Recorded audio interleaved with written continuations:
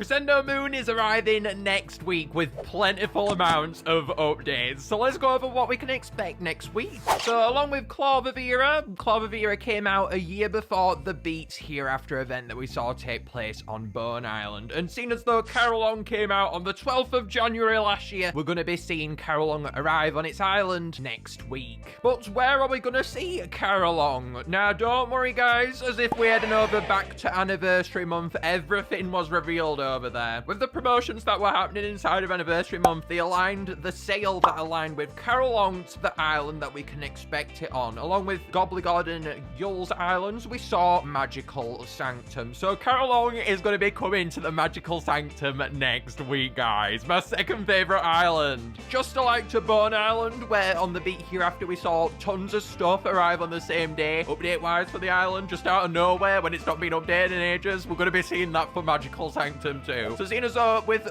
beat hereafter, last time we got the Dipsters, we got a confirmation that we are going to be seeing the Dipsters among the other seasonal islands as they release. So we're going to be seeing Magical Sanctum Dipsters, guys, along with Carillong, and we're also going to be seeing Magical Sanctum get decorated. Just like Bone Island, we're going to be seeing some fanciful new decor. So let's get into it then now, shall we? So Carillong, first thing that comes to mind this time, seeing as though we've had a seasonal event now, is actually how Carillong is not going to receive a redesign. Clavavira was only redesigned because of its conflicts towards the traditions behind Day of the Dead. So therefore, seeing as though Clavavira was only redesigned because of that, Carillong isn't going to receive a redesign, and that's going to actually feel really weird. Clavavira coming on Bone Island with this new redesign felt like it set the scene for the beat hereafter inside of its trailer. I feel like if that was done any differently now, it would have been less impactful. For some reason, that redesign just felt like it was really powerful and invoking of this new seasonal event that was going to be arriving. And I'm sure it's only for Carillong this time, seeing as though we've only just had Clavavira, but it's something really weird that I'm finding, getting my mind around this time. I feel like Carillong, though, on the Magical Sanctum is definitely going to have to be more dynamic and faster paced. On seasonal shanty, it's the slowest thing known to man,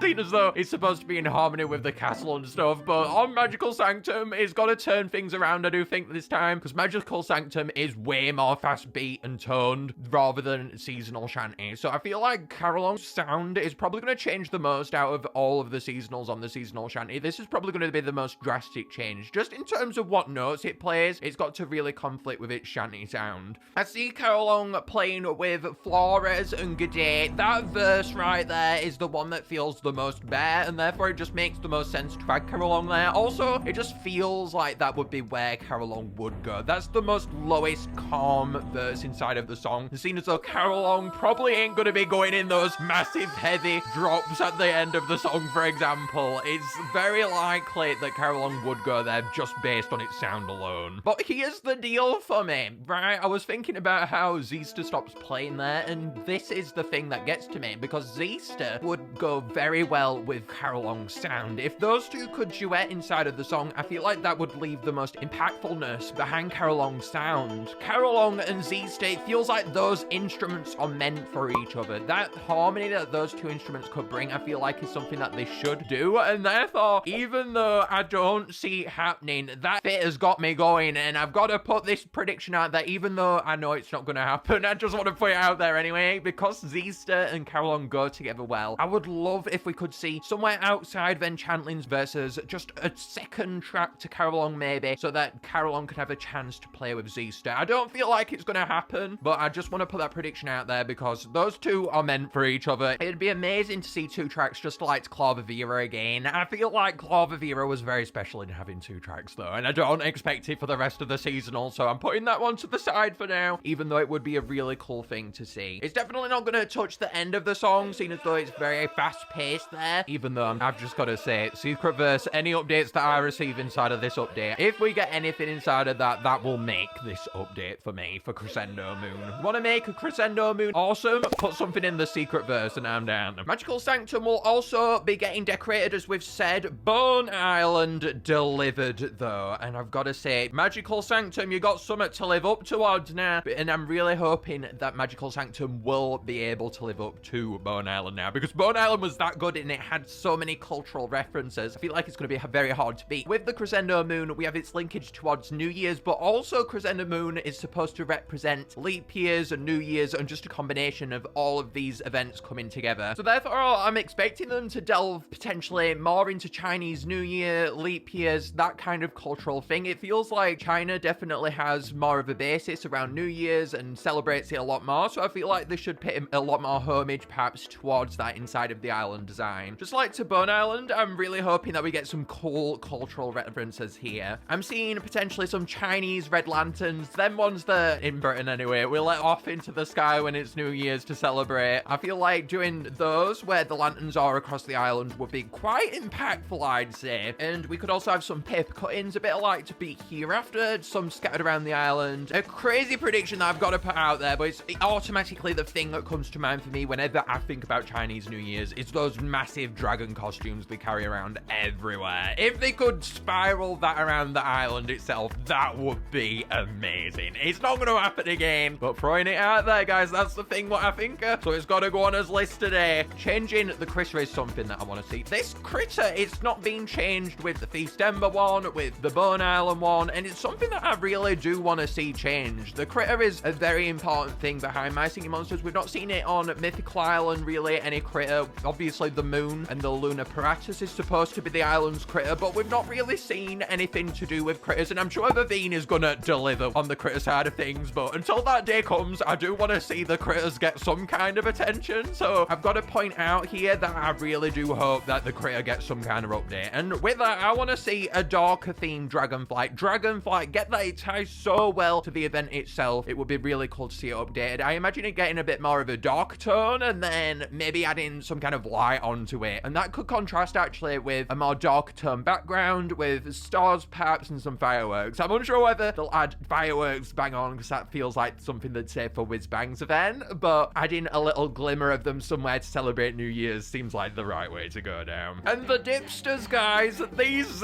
Dipsters are coming on over to Sanctum, and I've got to say, they were some catchy things on Bone Island, and therefore, I am actually, dare I say it, excited to see the Dipsters. The Dipsters actually made the Beat Hereafter amazing for me. No joke, those were the highlight of the Beat Hereafter. They actually were way more catchy to me than Clavavira itself. Seeing as though the Magical Sanctum composer composed the Bone Island Dipsters instead this time, and they are the ones that composed Magical Sanctum and its Dipsters, I'm laying my hopes high for these, and I think they are going to deliver again. I am very hyped for them, and they're gonna go anywhere where Enchantling plays. That is the most banging part inside of the song, and these Dipsters, they deliver on Bone Island, so they're gonna deliver on this island. We got Rare Wither with the Beat Hereafter, but this time I'm expecting we're gonna lay a little low on the rare magical side of things this time around. Seeing as though we've got Rare Flamox coming with us Wave 11 at the exact same time, moving on to his release schedule now, it's unlikely we are going to be getting the rare magical. So on the 12th next week, here's what you have to expect, guys. Bear with me because this is a handful, and we've got one on here that you're probably not expecting. So with the 12th, we're going to have Amber Island Wave 11 with the new rare and Dromedary more than likely. Then we got the Crescendo Moon with the Dipsters and Carillong all arriving at once with the new decor and everything too. But get this, guys, then on the 15th, all in the same week after a month for nothing, I'm telling you, we've got the Island Colossal Awakening all at the same time, as first Colossal Awakening is happening this Saturday. Is that crazy or what? We're going to be seeing the Island Colossal Awaken and its sound. Oh my god, I don't even know what to predict for that one. That's why we're not being over that, because I, for the life of me, cannot work out what a Colossal would sound like, but my word, am I excited for that. It's a lot of stuff, so therefore I feel like we could delay the Crescendo Moon a week. The Amber Island Wave 11 is definitely coming next week, but here's the deal. This lot of stuff probably does need some spreading out, but they love putting all the stuffs on one day. I feel like we need to let the stuff have its time to shine, and I always feel like they should spread things out way more than what they do, but they're gonna do it all on one day. I just know it. They're doing it all next week. It's all coming next week. Next week is My Singing Monsters week, baby. We tried out some new captions inside of this video rather than the ones that we usually do, which are a lot easier for me to put together. So let me know if that's okay for me to continue doing down in the comments, or if you'd like me to go back to the old ones that are animated. Make sure to let me know what you think about Crescendo Moon and my Singing Monsters week, baby. We have a lot to expect next week. Oh my god, Planet Island Colossal, gimme! Oh, I am excited. Anyway though, make sure to leave a like if you enjoyed and to subscribe too down below. I'll see you later, guys.